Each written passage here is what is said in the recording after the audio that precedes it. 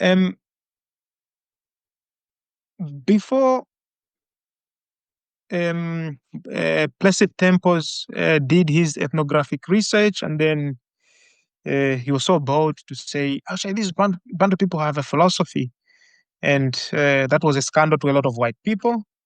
To some, Black Africans, it was a relief. But to the wiser Africans, they were like, wait, no, that's a problem as well.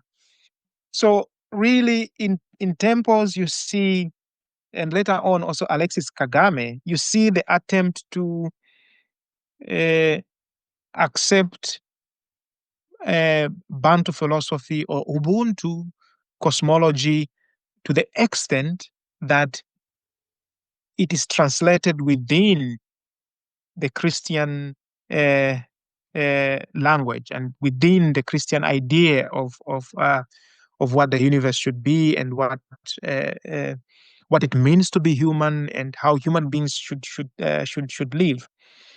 So you see a lot of that, and initially there was a lot written to celebrate this, but then later on, actually, people are like, no, but no, there's something wrong here. When we go to our villages or when we remember before we went to the colonial school, this is not how we were raised. This is not how we saw our parents. This is not how we saw the world. And this marginalization has to come to an end because what, for instance, Temples calls Bantu philosophy is something very different from what later, for instance, Ramose Mugabe would write as Bantu philosophy, precisely because the center was not God.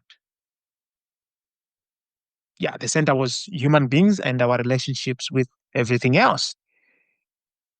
And this ontological demand, ontological not in an essentialist way, but the very thing that we exist, there's a demand that we recognize and nourish all these relationships that we have with ourselves, with others, with the environment. I mean, these people understood that very well.